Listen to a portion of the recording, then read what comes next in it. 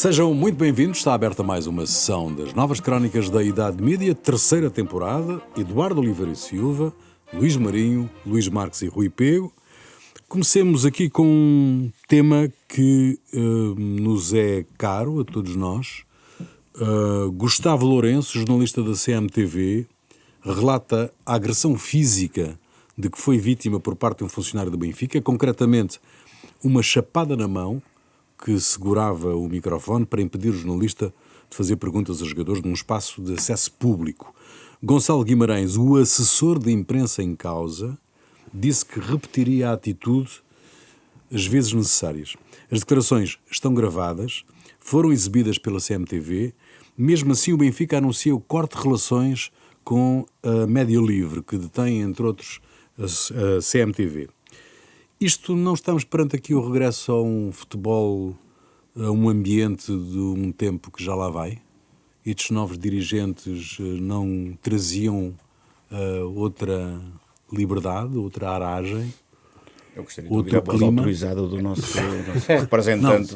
Eduardo Oliveira e Silva, enviado especial. O único, aliás. O único, aliás. Acho deplorável esse tipo de atitudes e penso que aquela esperança que nós tínhamos de que os novos presidentes iriam trazer novos comportamentos não está a acontecer. E, portanto, esse radicalismo é perverso, é agressivo, incentiva a violência lateral ao futebol e aquela que existe no futebol. Eu, a semana passada, chamei a atenção para aquela série Salvador, que está na Netflix, que ilustra bem os perigos que derramam do extremismo no futebol, nomeadamente com infiltrações de extrema-direita, ultranacionalistas, e este caso eu não vou levar para esse extremo, mas vou dizer que é deplorável, como volto a dizer que, enfim, o Benfica joga hoje, quarta-feira, quando estamos a gravar, e espero que tenha uma esmagadora vitória sobre esse pequeno clube espanhol, mas reafirmo que, do meu ponto de vista, o Prestiani tem culpas evidentes naquilo que aconteceu, porque tem que haver uma regra no futebol, se calhar, é as pessoas nem poderem pôr camisolas, nem a mão à frente da cara, mesmo para dar orientações técnicas. Basta dizer isso. Agora, relativamente ao caso em concreto, é deplorável que esse cidadão, que parece que ser benfiquista, aparentemente está lá, que tenha essas atitudes. É assessor de imprensa. Pronto, devia deixar de ser. Mas não ficou por aí os adeptos assediarem o Pedro Neves de Sousa. Sim, mas isso os adeptos acontece. Uma coisa se um assessor pode dar uma palmada, os adeptos podem assediar. É evidente. Quer dizer, as pessoas que têm responsabilidade nos clubes têm que ter os comportamentos opostos àqueles que são das claques e dessa gente, não é? Enfim. Eu também já me irritei, já insultei árbitros, não é? Não vou aqui dizer que não é? Mas uma coisa é ter a pessoa à minha frente e outra coisa é estar na bancada lá em cima, não é? Luís Marinho, Luís Marques. Sim, quer dizer, não tenho muito a dizer. E começa a voltar a ser um padrão, não é? Acho que durante um tempo a coisa esteve mais ou menos tranquila e agora isto começa a... Já não havia estas coisas desde o tempo das Antas, não é? Sim, desde o tempo das Antas talvez, mas... Não, aqui há tempos houve um jornalista da TVI, um repórter de imagem, que também umas latadas. Sim, quer dizer, isto são... No Porto. Eu acho é que os clubes, quer dizer, uma coisa de facto, o que tu dizias, uma coisa são os adeptos, é que é uma coisa um bocado incontrolável, não é? Tem um caso de polícia, tem que ser a polícia a intervir. Outra coisa são os funcionários dos clubes, não é?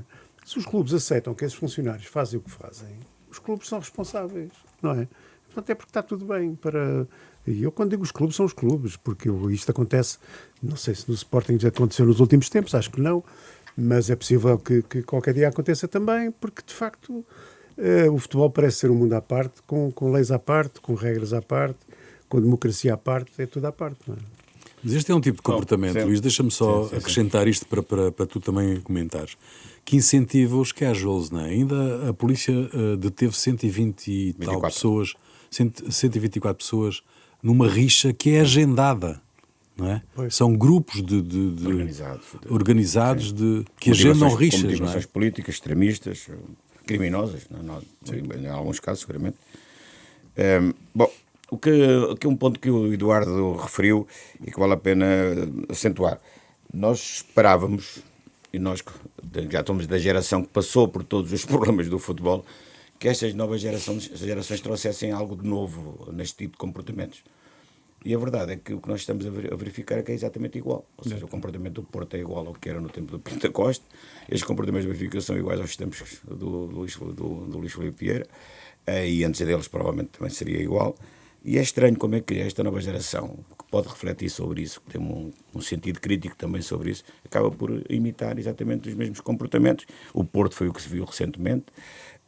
O Benfica está a lidar mal, tanto com uma nova realidade, que não se percebe muito bem, portanto, de onde é que vem, qual é a origem, se é financeira, se é de crispação de algum insucesso desportivo, mas que isto não justifica este tipo de comportamentos, e não mesmo em relação à questão do Prestiano, independentemente do rapaz ter ou não ter razão, ou não sabemos ainda tudo o que se passou ali, mas há algo que o Benfica devia ter feito imediatamente, que era condenar o racismo. Condenava o racismo, em abstrato, em tese. Sim. O Benfica devia-se ter mostrado imediatamente contra qualquer manifestação de racismo e depois de afirmar que estaria à espera do inquérito ao que se passou no campo. Mas não o ter feito alimentou esta suposição de que o Benfica estava a ser cúmplice de um comportamento eventualmente racista. Isto não parece bem que um clube como o Benfica possa suscitar dúvidas sobre, portanto, uma questão tão importante como esta. E, porque é que se isto é incompetência, se isto é assim, se estes novos dirigentes também são assim, é um pouco estranho e é lamentável. Depois, e a violência decorre, violência quer... Tanto mas isso não tem a ver com o déficit de comunicação dos próprios clubes? Ou erros de comunicação. O pior é que isto é premeditado, não é? Porque o que esse assessor de imprensa fez foi premeditado, não foi o primeiro caso, e se não estivesse em sintonia com aquilo que o clube pensa, ele teria sido suspenso ou teria sido demitido, e não foi. Depois há depois há um outro ponto a seguir, que isso ainda é mais grave. Este, enfim, é lamentável, porque tem a ver com as questões éticas e morais e essas coisas. Mas há outra coisa que tem a ver com o seguinte, que é com o comportamento destes grupos organizados. Nós vimos no Porto Sporting a quantidade de incidentes que houve pirotécnicos dentro do campo. Ora, não se viu, a polícia não foi lá, não identificou ninguém que se saiba. É proibido por lei. É condenado, aliás, portanto, apenas até para, e até relativamente pesadas, para tanto o uso da pirotecnia nos campos de futebol. E em Portugal continua a haver. Aliás, nós estamos sobre eventuais sanções da UEFA por causa disso, não é? Mas em Portugal usa-se e abusa-se, portanto, desse tipo de comportamentos, como aliás, dessas práticas, como foi aliás, aconteceu no jogo de futebol, do futsal. A verdade é que uma das coisas que nós vimos foi a quantidade de artefactos pirotécnicos que foram lançados. Ou seja, eles vinham com aquilo para o pavilhão, que ainda é pior do que no estádio, não é? Porque o pavilhão, por natureza, é fechado. A suspeição maior é que podem lá estar antes de entrar os adeptos. Exatamente, o que é extraordinário. Então, ou seja, há uma cumplicidade de quem manda no estádio permitir que esses artefactos lá sejam colocados. A polícia ou anda a assobiar para o ar, ou não se quer meter nisto, ou então... E as duas coisas resultam numa. A lei não está a ser cumprida. Muito bem. Luísa Meireles, cooptada para presidente da Comissão da Carteira Profissional, quer reforçar a voz da Comissão dos jornalistas na discussão com os diferentes poderes. É este o caminho? Isto enquadra-se naquilo que é, digamos que, o objeto daquela comissão? Quer dizer, foi sempre, há muitos anos esta parte, foi sempre um bocadinho... havia sempre esta pergunta: para que é que serve a comissão, não é? Porque eu acho que se assinava de cruz, dava-se carteiras como se dá repassados, não é? Quer dizer... e não se suspendia praticamente ninguém, eu não me lembro de jornalistas de lhes ser retirada a carteira profissional, com casos às vezes, sobretudo nas televisões, casos que são muito estranhos, quase de publicidade que alguns jornalistas fazem. Continua a haver, aliás. Sim, continua a haver, e jornalistas que depois vão apresentar eventos de marcas, enfim, uma grande confusão. Políticos também. E políticos também, e portanto há aqui uma grande confusão, e que eu saiba, a carteira manteve-se sempre muda e queda. Se a Luísa quer revitalizar, se a Luísa quer que a Comissão da Carteira de facto exerça as suas funções como deve ser, bem-vinda, seja bem-vinda. Eu não sei. Luís Eduardo. Sim, talvez eu. Enfim. Isto não reintroduz a questão da discussão da Ordem dos Jornalistas? Não, pode, mas eu antes disso ia lembrar que o Sindicato de Jornalistas foi durante muitos anos a entidade que entregava a carteira profissional através de uma comissão de que o nosso... havia o Mascarenhas, que era o titular, digamos, habitual, e isso não tinha a ver com ser sócio ou não do sindicato. As pessoas que, se tivessem as condições... Podias não ser sócio do sindicato e... Eram eles que... Mas emitiam depois, uma carteira na mesma. Depois houve aquelas coisas portuguesas que disseram, não pode ser, criou-se uma comissão da carteira. A comissão teve sempre vários problemas, porque, entretanto, apareceu outro tipo de comunicação próxima do jornalismo, que é o infotainment, etc., que eu acho muito bem que exista, não tenho nenhum problema, mas não são a mesma coisa, embora sejam campos paralelos. Eu penso que a Luísa Meireles vai querer clarificar isso, e nesse sentido pode ser útil. Mas há dois pontos que eu tenho que dizer. Eu não sei se é normal a diretora da Lusa ser simultaneamente a pessoa que distribui as carteiras profissionais, o que me faz crer que, enfim, ela terá em termo de mandato, enfim, a Lusa não tem, o diretor da Lusa não é propriamente um mandato, mas interrogo-me se há efetiva compatibilidade, embora eu goste muito dela, nada contra ela. Mas é uma questão que, enfim, me faz que me leva a colocar o problema desta forma. E, por outro lado, a verdade é que a antecessora, que tinha inaugurado um conjunto de iniciativas que não têm rigorosamente nada a ver com a carteira profissional e que eu falei aqui há uns meses, que é fazer formação profissional, formação para médicos, formação para não sei o quê, formação para... media training. Bom, não é para isso que a carteira profissional serve. Portanto, bem-vinda à Luísa Meireles, e ela que tente clarificar aquilo que é possível clarificar, e depois haverá sempre zonas de sombra, não é? Há um ponto que o Luís referiu, que é o exercício das funções do poder da carteira na fiscalização da utilização da carteira. E isso aí o Luís tem razão. Portanto, nem sempre isso tem sido feito ou por inibição, ou porque não se quer meter nesses problemas, mas a verdade é que há muitas questões éticas e deontológicas que justificavam uma intervenção da carteira. Enfim, desde logo pela avaliação, tanto se esses comportamentos estão de acordo com aquilo que são as definições estatutárias da Comissão da Carteira. Mas o que a Luísa diz, eu também quero referir, portanto, que conheço bem a Luísa, trabalhámos juntos, e é uma excelente profissional, e gostaria muito que ela levasse isto para a frente. Agora, não sei se os estatutos da Comissão da Carteira lhe permitem isso, não é? Isso não terá que haver aqui algumas alterações. Porquê? Porque no capítulo 3, nas funções daquilo que diz a Comissão da Carteira, nos estatutos da Comissão da Carteira, diz que a Comissão tem legitimidade para propor e intervir em processos principais e cautelares destinados à defesa de valores e bens jurídicos cuja proteção lhe seja cometida nos termos da lei. Isso é uma formação muito vaga que não dá bem para nada, não é? Sendo que o que diz, e não diz mais nada sobre a possibilidade de intervenção da Comissão da Carteira. O que a Luísa diz é um pouco diferente disto, porque diz que quer que a Comissão da Carteira possa ter um novo papel, e esse novo papel é de falar pelos jornalistas, já que o sindicato fala só dos sindicalizados. E o jornalista não pode fazer ouvir a sua voz sem ser... não pode querer que a sua voz seja apenas objeto, também tem que ser sujeito. Ou seja, ao contrário, aliás, tanto que não seja só objeto, não seja só sujeito, tanto seja também objeto. Ou seja, ela quer que, portanto, a Comissão da Carteira vá um pouco para além daquilo que me parece que sejam estas provavelmente certo, não é? Mas, aqui voltando à discussão que tu tinhas referido da ordem, noutras profissões, isto são as funções da ordem. Na realidade, ele tem razão. Nós não temos nenhum órgão que possa ter estas funções deontológicas, éticas, etc.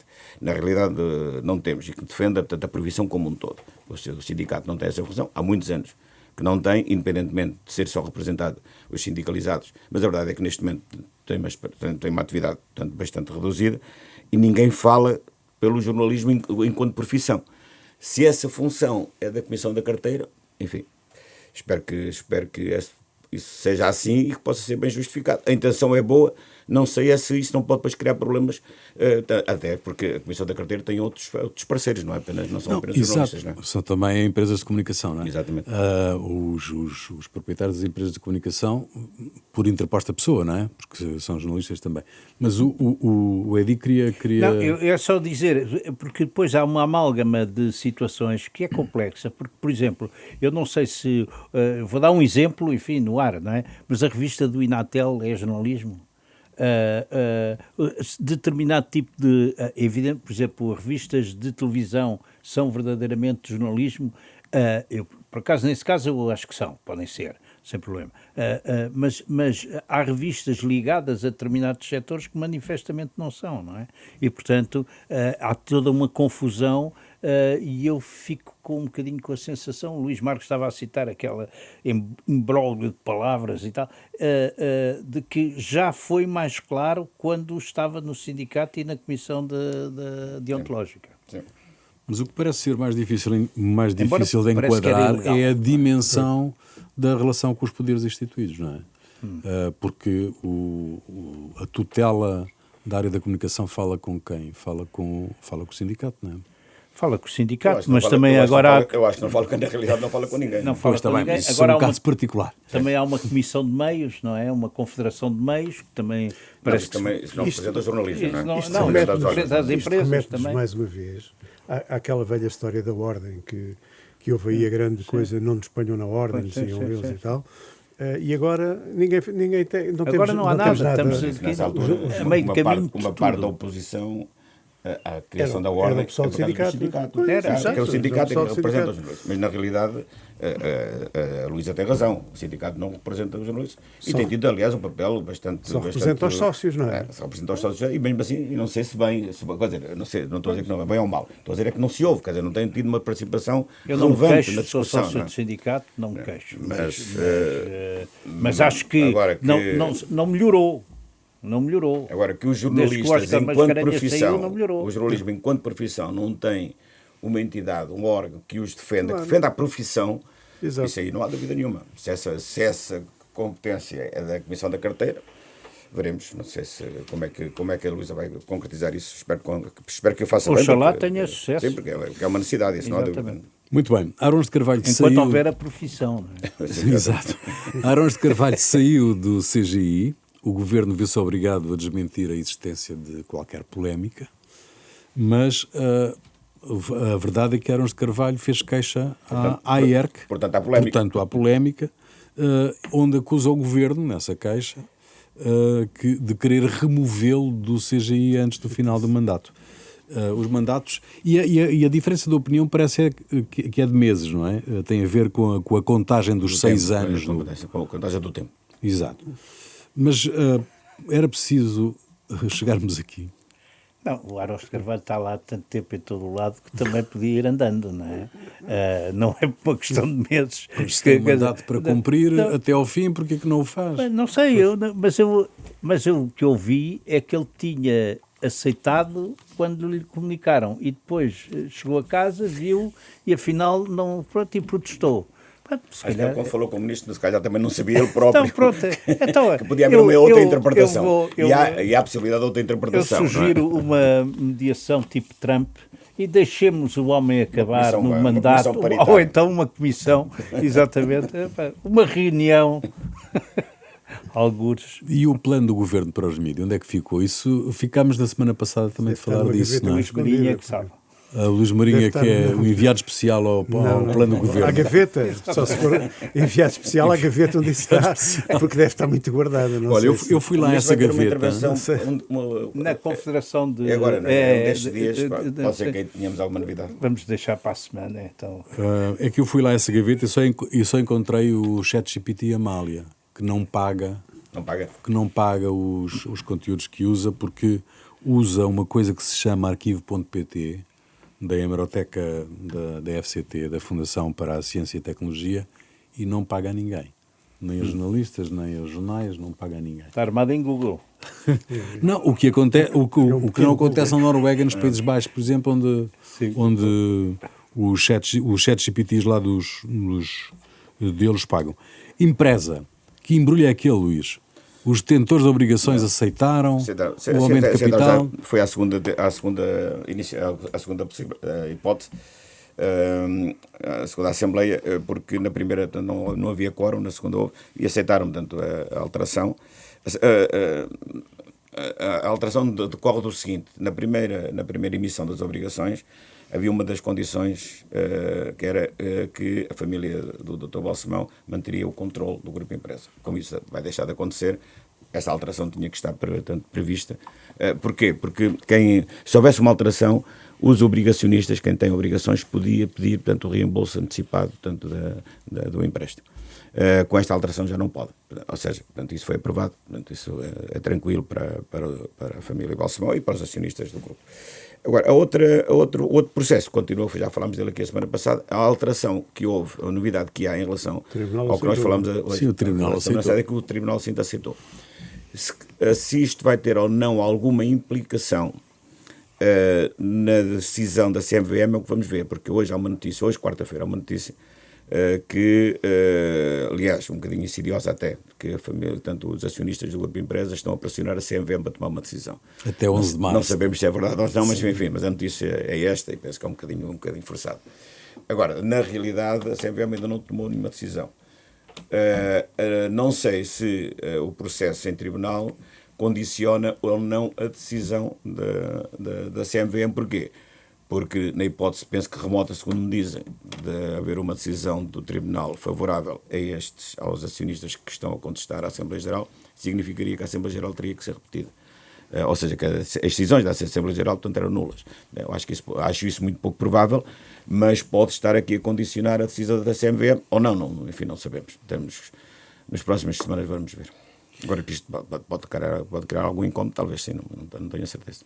O país com tantos problemas, e nós temos aqui uma polémica, que é o nome da nova SBE. Temos estados, o país destruído, temos esses problemas, mas depois há aqui uma polémica extraordinária, porque há o nome em inglês da nova SBE, encanita algumas pessoas, não é? Querem que haja sempre nome em português. Em português. Decorre da lei, diz o reitor, não é? Decorre da lei. Decorre da lei, mas, quer dizer, esta gente parece que não vive em 2025, vive ainda em 1900 e carqueja. Porque se há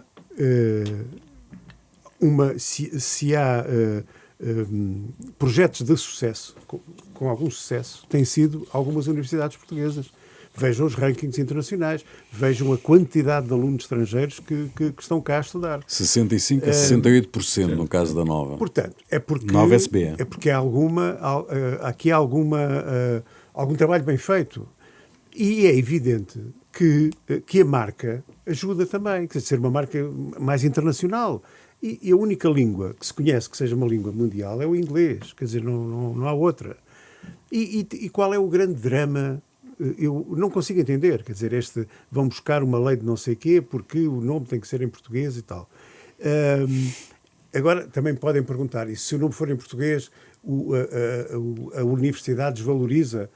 Não sei se desvaloriza, mas é evidente se do ponto de vista da comunicação da marca vendeste internacionalmente, nova SBE, portanto, durante ano desafio, não é? Não sei qual é a picuinhice, digamos assim, que está por trás disto. A nova SBE está a concorrer com universidades espanholas, também usam inglês, franceses também usam inglês, todas usam. Portanto, enfim,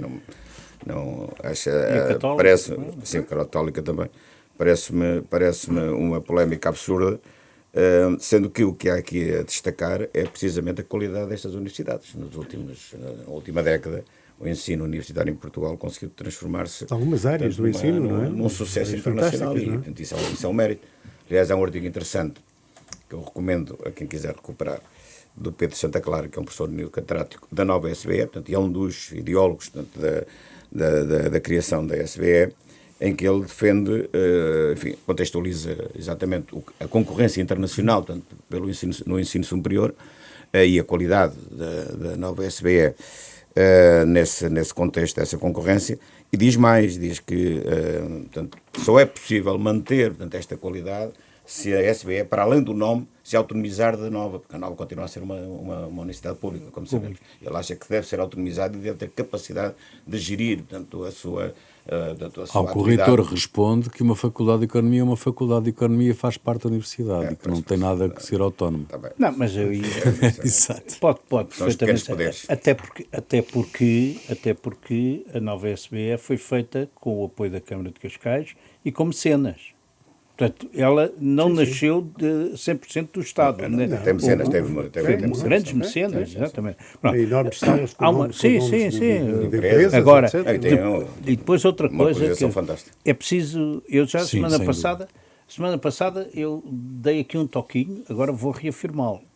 Há aqui o problema entre a universidade e o professor Bacelar Gouveia, que foi ele que levantou a questão, e ele tem um atrito com a universidade, e portanto ele foi buscar isto, enfim, uma questão à volta dos doutoramentos e tal, mas tem lá um pequeno contencioso, e realmente parece que na lei está lá isto, não é? Portanto, o melhor há tanta coisa a que a gente não liga, não é? Portanto, o melhor é não fazer, ou então pôr em letras muito pequeninas, daquelas que se põem lá nos fins dos contratos, ninguém percebe que afinal a seguradora não lhe paga nada. Bom, afinal temos um novo Ministro da Administração Interna, antes mesmo de termos um novo Presidente, em funções. O ex-diretor da Polícia Nacional, o Diretor Nacional da PJ, que aparentemente parecia consensual, mas parece que não é. Não se pode passar de diretor da PJ para Ministro da Administração Interna, foi o que veio dizer Passos Coelho, a correr. Sim, mas... Além de que disse outra coisa, que é um precedente grave. Por acaso era um enigma sobre o Dr. Passos Coelho, mas que tem um bocadinho a ver com isto.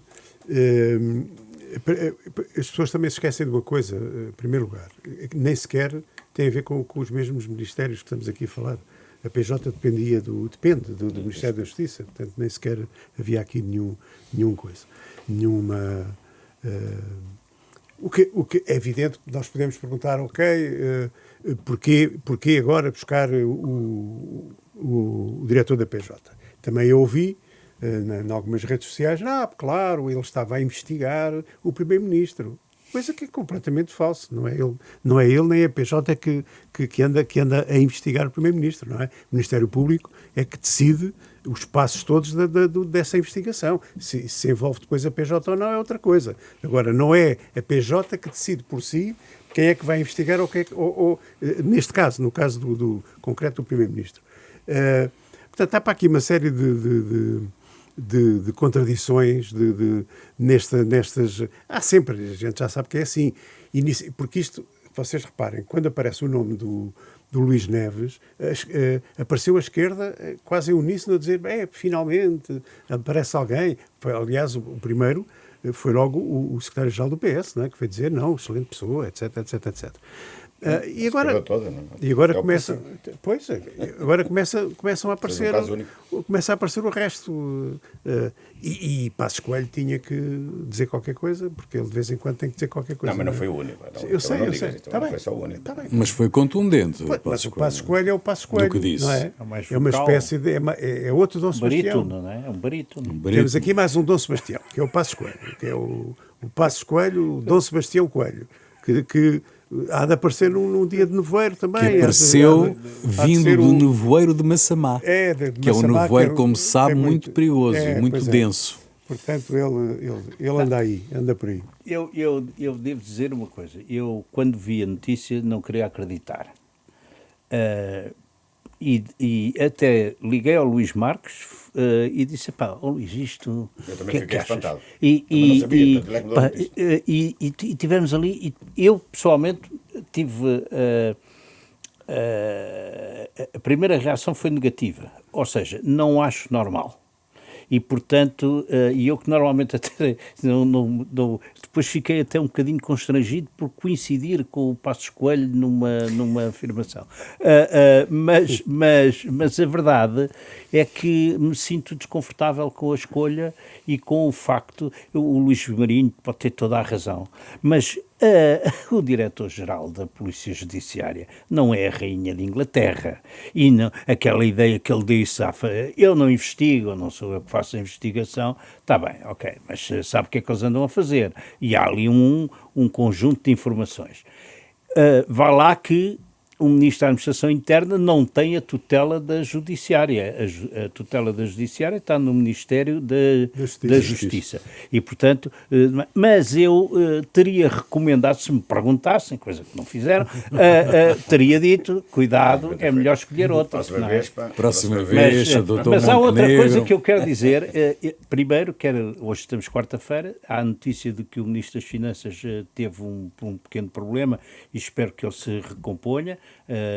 Até porque agora tem muito trabalho, é o IVA e a declaração dos impostos das faturas, mas espero, e até porque acho que é um bom ministro, espero que ele se recomponha, mas há também aqui uma outra situação que o Montenegro fez, que foi uma habilidade, do meu ponto de vista, estava tudo à espera que ele pudesse remodelar, ou mudar só dá um sinal de que não vai remodelar. Penso eu de que... Sim, isso não vai remodelar, é evidente. Isso não vai remodelar, é evidente.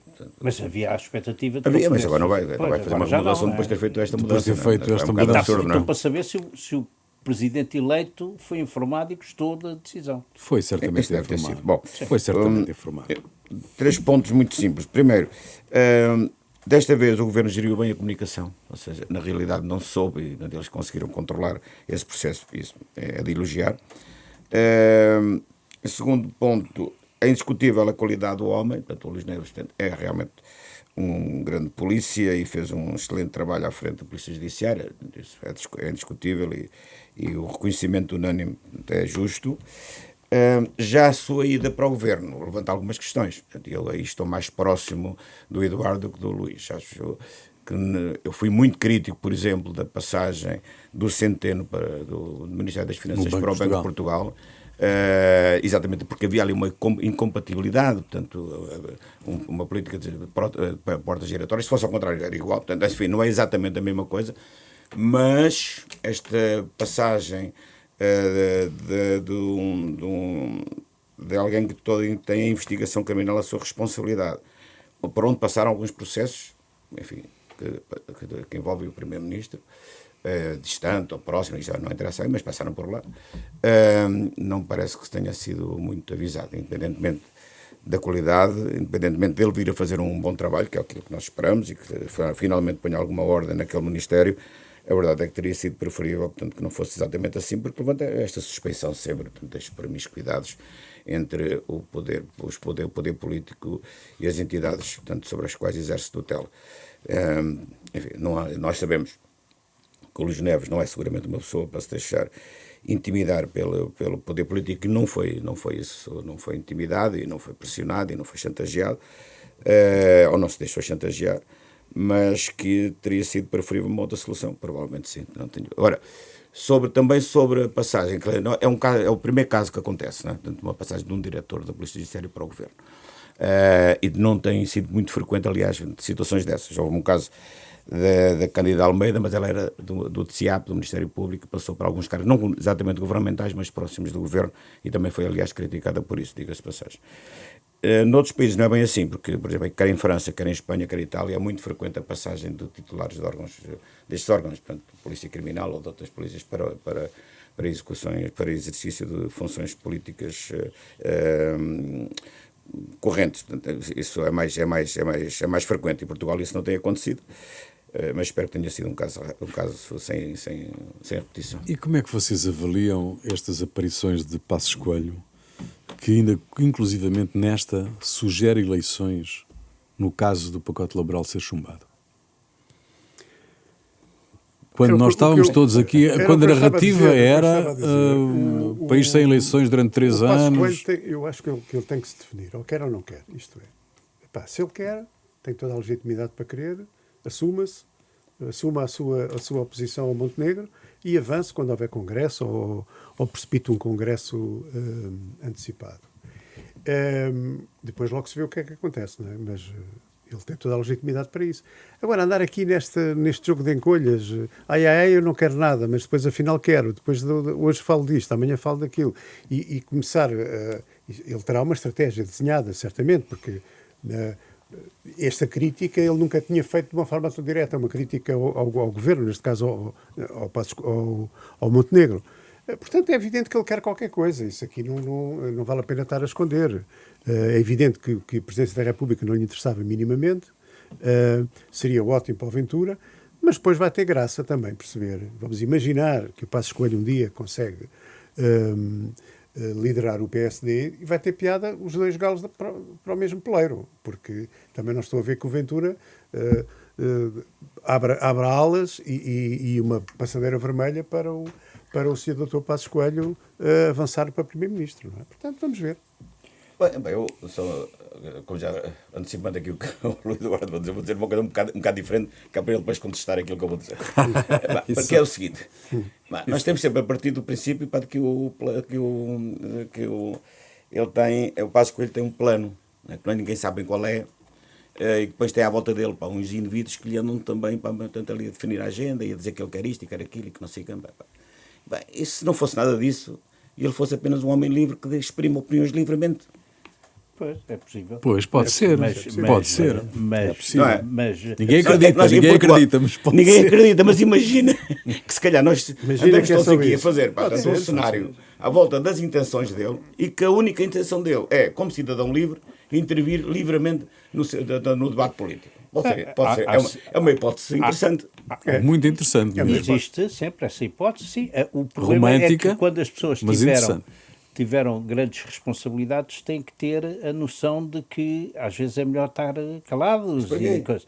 Agora, porque ele sabe perfeitamente que vai perturbar. Queres que eu diga o número, a quantidade de políticos para que tiveram no ativo e depois continuaram a falar? Quer dizer, eu não comparo olha o Cavaco, olha o Mário Soares. Não, mas eles falam de enfim, falam de política. Não, já falam com a vida política terminada. E eu acho que o Passos Coelho não é isso. Não, mas quer dizer, naquela altura eles tinham ainda objetivos. Estou a dizer hoje, quando o Cavaco fala, tem a vida completa. Agora, o que eu acho estranho é a circunstância em que ele aparece. É que ele podia-se ter pronunciado sobre presidenciais, não disse nada. Nas legislativas, podia ter entrado a sério na campanha, ou contra ou a favor, não interessa, e nas autárquicas. Não, teve calado e agora apareceu. Nas autárquicas falou a dizer que era a favor aqui do Presidente da Câmara de Lisboa e de não falou. Foi a Sintra, foi na Sintra. Está bem, pronto, está bem. Apoiou 2 ou 3 candidatos. Está bem, mas foi. Tu não gostas dele, não é o não gostar dele, é não o percebo. E, portanto, como não percebo, fico um bocado confuso, porque acho que eu percebo que ele tem... Até te digo, eu acho que ele é a pessoa que pode ter as condições objetivas para formar um governo à direita, embora concorde com o Luís Marinho quando diz: eu não sei se o Ventura atual ainda engole o número do Passos Coelho, porque ele já cresceu tanto que já pode dizer, que não, este não me incomoda. Prefiro o contrário, ser eu o líder e pode arranjar dizer, um estava à tua espera lá atrás, mas, enfim, há uns anos agora... Eu não percebo muito bem o racional disto, mas eu entendo o Luís Marques, que diz, o homem apetece-lhe falar... Porque não discutimos as ideias dele, em vez de discutimos os planos dele. Mas quais são as ideias dele? Não, as opiniões dele... As opiniões dele estão aqui. É um precedente grave. Em 2015, quando ele saiu, uma das coisas que ele disse foi: vem aí o diabo. Nessa altura critiquei, não vem o diabo nenhum. Ele está a cometer um erro grave de avaliação do que é que se vai passar. Porque ele achava que é um desvio orçamental, não sei quantos, que o PC e o Bloco de Esquerda, portanto, iam para criar uma crise. Viu-se que não era assim, e eu, à altura, defendi, portanto, exatamente que ele estava errado e que não iria ser assim. Interessa-me discutir as ideias dele, e as ideias que ele tem expresso nos últimos tempos. Algumas coisas concordo, outras não concordo, mas algumas coisas ele tem razão. Por exemplo, quando ele critica o imobilismo do governo, deste governo em particular, tem razão.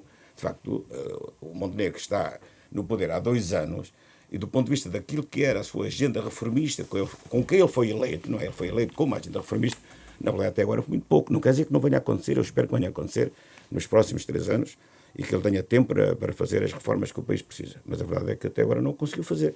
Essa crítica eu partilho com o Passos Coelho, por exemplo, não é? Não, mas o que acontece é que se ele faz isso, cai. Portanto, tem que gerir as coisas com muito mas cuidado. Mas porquê? Isso disse tu. Já a seguir, meus amigos, os grandes enigmas. Ele às vezes lembra-me os grandes enigmas Luck, e outras histórias. O filme do Então, Peter melhor não fazer nada. Isso é bom. Isso é ótimo. Está bem? É melhor não fazer nada. Deixa estar como está. Não é o que tu defendes. Não, nada disso. Os grandes enigmas e outras histórias. Quem quer começar? Eu posso começar por uma... o meu enigma era o Passos Coelho, mas ainda bem que já falámos dele. Portanto... Não acabamos. Um verdadeiro enigma. Mas há para aí uma petição pública para ilegalizar o Partido Socialista. E quais são as razões? Algumas delas, nos termos do artigo 46º da Constituição, que proíbe organizações que atuem contra o Estado de Direito Democrático, promovam a corrupção sistémica e ataquem as liberdades fundamentais dos cidadãos. Portanto, tudo isto é atribuído ao Partido Socialista. Bem, cada um faz as petições que entende. O que eu acho fantástico, e atenção que isto é para aí há uma semana que eu vi isto, é que já havia 24.785 assinaturas. Portanto, hoje é capaz de haver bastantes mais. Extraordinário. Não atualizei. Bom, o meu enigma é muito simples e muito rápido. A UEFA suspendeu o Prestiani preventivamente, mas a prevenção não é até ao fim da investigação. A suspensão é de um jogo. Isto é, o jogo de Madrid. Isto é, o jogo desta noite, estamos a gravar na quarta-feira, contra o Real. Isto é, a UEFA rebenta, do meu ponto de vista, com a presunção de inocência. E se no fim da investigação, esta que é a questão, não for encontrada matéria para punir o jogador, o que é que a UEFA faz? Manda o Real e o Benfica fazerem um jogo extra para ressarcir o miúdo? Mas, Rui, a UEFA já tem matéria para punir o jogador. Porque o jogador já declarou que não lhe chamou mono, chamou-lhe maricón. E isso também dá. Dá a mesma pena. Então tinham dito já. Já está agarrado. Tinham dito já que o miúdo estava suspenso. Suspenso por não sei quantos jogos. O que eu acho um bocadinho estranho é que o Benfica, em defesa do jogador, não tivesse dito imediatamente que ele não ia ao Madrid. Para defender. Acho que dizer, ainda por cima, o Benfica veio dizer que ele vai mesmo. Que ele vai. E levou. Já levou. Não parece isso. Levou com os adeptos do Madrid a insultarem-no à porta do hotel e tudo. O meu enigma tem a ver com o seguinte, que é, eu percebo que todos os arguídos e todas as pessoas que têm processos têm direito a ter um advogado. Mas o que me espanta é como é que há ainda advogados que aceitam ser advogados do José Sócrates. E como é que há advogados que aceitem partilhar este espetáculo que o Sócrates está a transformar o seu próprio julgamento. Acho é lamentável e a Ordem dos Advogados tem que pôr mão nisto. O meu enigma tem a ver com... Não é bem um enigma, é uma constatação. Afastámos-nos noticiosamente dos efeitos diretos dos temporais. Regressaram notícias sobre as listas de espera nos hospitais e o tempo de demoras e tal. E também uma outra curiosidade é que nós temos agora, ou vamos ter, 2 pessoas que gerem silêncios à frente do Estado, o Presidente da República e o Primeiro-Ministro. E, portanto, eles vão ter que pensar de uma forma de articular a comunicação sob pena de nós começarmos a aparecer muitas fontes, muitas interpretações, porque com o professor Marcelo tínhamos pelo menos a vantagem de ser muito prolixo e dele ir explicando tudo à medida que as coisas iam acontecendo. Vai fazer diferença. Mesmo que não acontecia. Mesmo, eventualmente. Bom, isso eu não... Lá estou, não concordo. Não concordo. Bom, termina aqui mais uma sessão das Novas Crónicas da Idade Mídia, um programa de Eduardo Oliveira e Silva, Luís Marinho, Luís Marques e Rui Pego, produção de Marina Duarte, desenho sonoro de António Fialho, cuidado técnico de Beatriz Garcia, imagem de Ricardo Fortunato.